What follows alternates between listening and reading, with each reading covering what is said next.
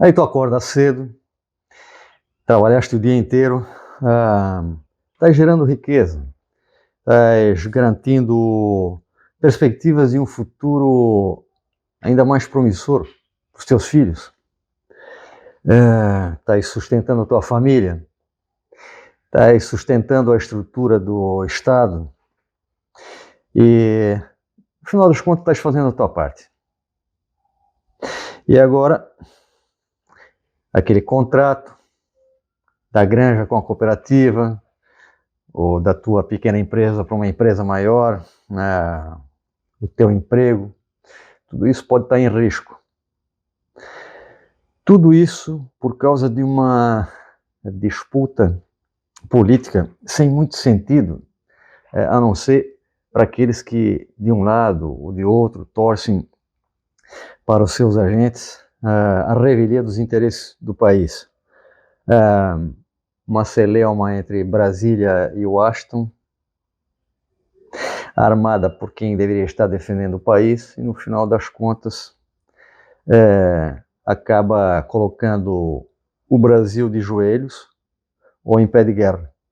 Olá, amigos, sejam bem-vindos a mais uma edição do canal SC Think Tank Santa Catarina, Tanque de Pensamento, um canal dedicado a refletir sobre aspectos do desenvolvimento do estado de Santa Catarina, um estado promissor, mas que também enfrenta problemas, e a decisão ou a intenção, a gente ainda não sabe, dos Estados Unidos por um impulso do governo do presidente Donald Trump, e talvez por influência, inclusive, da articulação do deputado federal Eduardo Bolsonaro, que é bem provável não volte mais ao Brasil tão cedo, impõe ao Brasil um tarifaço de 50% sobre os produtos de exportação do Brasil para os Estados Unidos. Ora, uns protestam, outros apoiam, mas de maneira geral, os que fazem barulho não entendem ou não estão preocupados com as consequências. Ou seja, com quem mais vai sofrer com isso? O Brasil, Santa Catarina, trabalhadores e empreendedores. Carne suína, frango, motores, móveis, têxteis, madeira compensada, isso está distribuído pelas micro-regiões de Santa Catarina. É tudo que a gente faz com excelência e exporta para os Estados Unidos, agora está na mira de um jogo político e de uma geopolítica medonhas.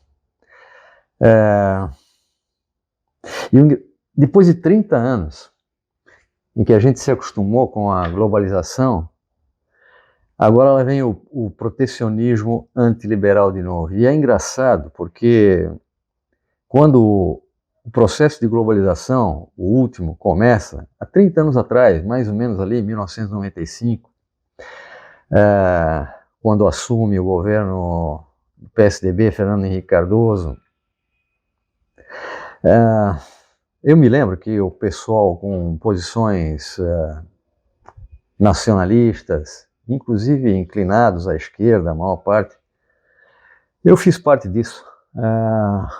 Havia, embora fosse muito mais cauteloso em relação à história, aprendi isso, né? A gente aprende estudando, mas a posição era de contrariedade à globalização por conta da afetação da economia de países periféricos como o Brasil, que não deveria ser periférico, continua sendo e não deveria mais ser. Falta o nosso esforço nacional, né? Mas enfim, o pessoal que reclamava acabou se acostumando, e hoje, o engraçado é o seguinte, de onde veio a globalização, e por parte de um governo de um partido é o mesmo lugar e do mesmo partido de onde vem um movimento anti-globalização, que antes era criticado por aqueles que hoje o defendem e aqueles que hoje o defendem criticavam e apoiavam a globalização. Bom, o próprio deputado federal Eduardo Bolsonaro admitiu que estava fazendo lobby no sentido de influenciar decisões do governo de Donald Trump no sentido de pressionar o Brasil e de impor exigências ao Brasil em função da celeuma com o STF. Na verdade, não é nem com o STF no todo, é com o atual presidente do STF. Tem sentido isso, né? Porque a gente passa por um momento em que o Brasil balança, né, na sua defesa à democracia por parte de representantes das suas instituições e o faz de maneira autoritária, e isso me faz lembrar, inclusive, 1964. Não quero fazer comparações vulgares aqui, muito menos idiotas, que muita gente faz, mas o fato é o seguinte, é que a gente tem coisas na nossa cultura, né, que estão na nossa mentalidade, as gerações, fazem parte do Brasil profundo, e uma delas é essa coisa de defender, de justificar atitudes autoritárias e decisões autoritárias em nome da democracia. Bom, de toda maneira, o gesto calculado do deputado federal mencionado, assim como de outros próximos a ele, inclusive muitos brasileiros nos Estados Unidos, é feito em nome de uma espécie de patriotismo, mas que, na verdade, acaba prejudicando os interesses do Brasil e, evidentemente, de empresários, empreendedores e trabalhadores brasileiros, de maneira geral, catarinenses também, né? Tudo isso em nome de uma ideologia, em nome de interesse, e no fundo, não em nome de, mas revelando, de uma maneira ou de outra, interesses não apenas ideológicos, mas de combate ao autoritarismo, mas de um projeto familiar também, diga-se de passagem. É importante que a gente reflita sobre isso, sem a presunção da verdade aqui. Só que essa responsabilidade, no final das contas, não está de um lado só, porque, no final das contas, o governo do presidente Lula também tem alta responsabilidade sobre isso. Afinal de contas, foi o presidente Lula, no último encontro dos BRICS, né?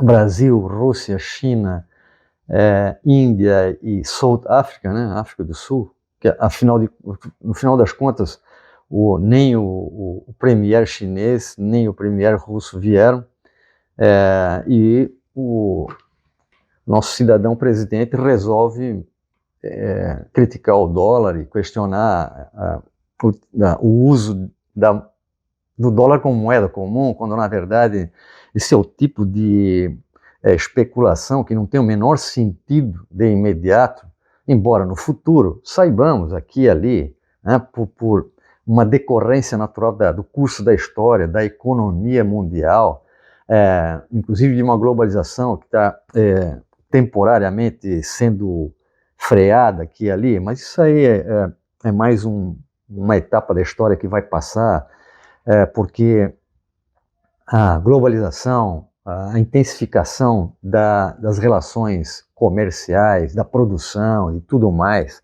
do ponto de vista econômico e também político e cultural, não é um processo que será interrompido por impulsos de um presidente dos Estados Unidos antiliberal e protecionista, com toda a força dos Estados Unidos, mas acontece que o mandato do Donald Trump vai passar.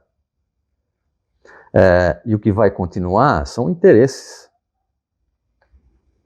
não apenas norte-americanos, mas também norte-americanos, também estadunidenses, não apenas de trabalhadores e consumidores, mas também de empresas que estão sendo afetadas por essas decisões. E, no final das contas, Por que a China não se manifesta? Por que a Rússia não se manifesta?